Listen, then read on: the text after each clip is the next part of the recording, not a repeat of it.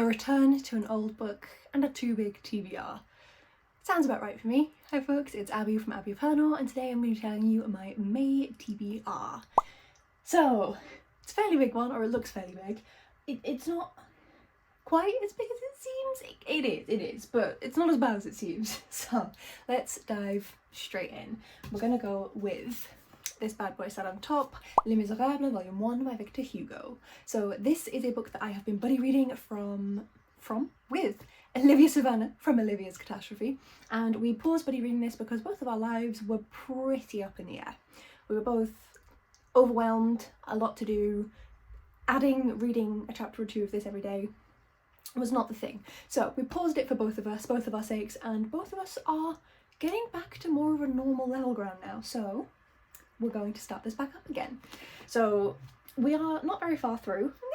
We're 218 pages through, and we're going to be reading 1 or 2 chapters every day. I haven't completely decided yet. I think 2 for now, and we'll see how we go. So yes, this is a book essentially about the French Revolution, if you didn't know. It is a classic, and I am really excited to be able to delve back into this and dive back into this world, because I was loving this. I was annotating the hell out of it.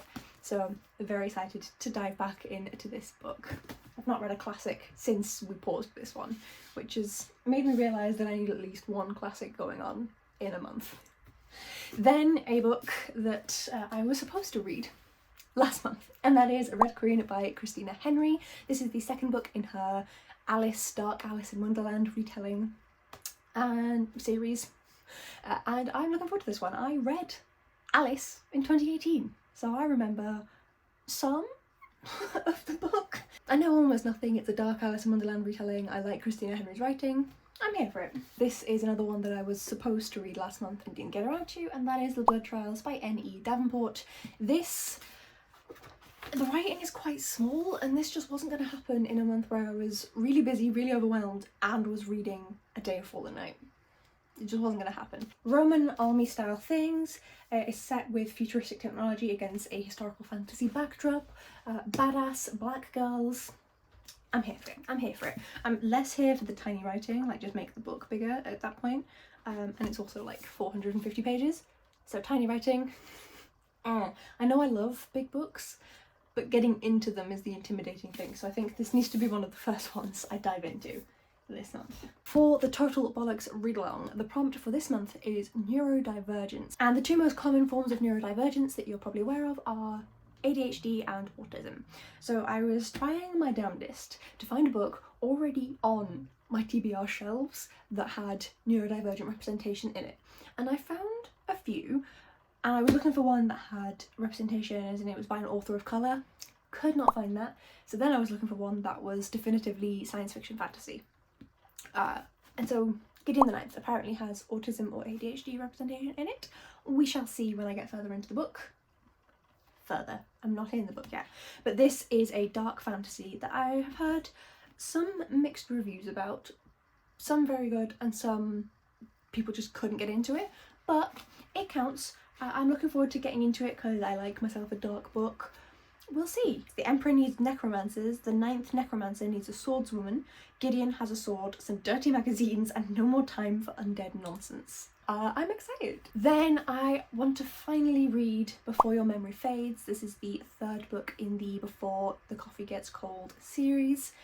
This has been translated from Japanese. The original author is Toshikazu Kawaguchi, which I know I'm saying wrong, and it's Geoffrey Trudeau. Yes, he's done this one as well. He translated the previous 2. These books are essentially about a little coffee shop in a city in Japan that isn't very well known, and you walk inside and you can just get a regular coffee, but also if you get a coffee and you sit in one specific seat, you can travel back in time. It leads to some very, very interesting plot lines and storylines. It's absolutely beautiful. The first one I almost cried, and the only reason I didn't is because I was sat next to my dad. These books are gorgeous, they're beautiful, and I'm very, very excited to dive in. I've been saving this one, and I think now that, you know, I've had a bit of a stressful month in this past month, it's a good treat. Then, these 2 look fairly chunky. They're not as chunky as they first appear. Let me explain. So this is The Eagle of the Ninth Chronicles by Rosemary Sutcliff. I read the first book in this trilogy here when I was about 9 years old. It is the oldest book on my TBR. This is 3 books in one, and I only actually plan to read that bit. This is about 200 pages, so very, very short in comparison to what it looks like. The writing is a little bit on the small side, and the reason why this has sat on my TBR for so long is because I struggled through it a bit when I first read it. It's about the 9th Legion, which was known to disappear in Britain during the time of the Roman occupation. And so yeah, I always wanted to continue, and now is the time. I don't know why now is the time, but it is the last book, and that is Armageddon, Outta Here by Derek Landy, the definitive story collection so far. I've read this before, but the previous publication. I've read this. This is an updated version to look more like the grimoire that came out, and it also has some more stories in. I'm still debating as to whether I'm going to reread the ones that are in both or not. I reread this one for the Dead Famous read along, so these are pretty fresh in my mind, but also I've read these at least twice now, if not more. So should be a speed to get through the rest of them, and also I always find Skullduggery Pleasant very fast to read through anyway, so I'll probably just read through the whole thing. They're fast, really fun reads that I really struggle to put down, so that is actually going to be a surprisingly easy read for me. And those are the books I want to read in May. So like I said, it's a big stack. These two are actually the most intimidating, even though these two look pretty scary. They're fine, they're chill. Let me know down in the comments, folks, have you read any of these? If so, what did you think of them? Let me know which one you think I should start with first. It's probably going to be the Blood Trials, because I'm going to need to get a start on that one and dig myself into it, be able to zip right through that at the beginning of the month. But we'll see. Give me some recommendations and let me know what you are reading this month. What is the book you're most anticipating for this month on your TBR? Thank you so much for watching, folks. If you'd like to see any more from me, all of my links are down in the description below, as well as that red subscribe button, and I will see you folks in the next video. Bye!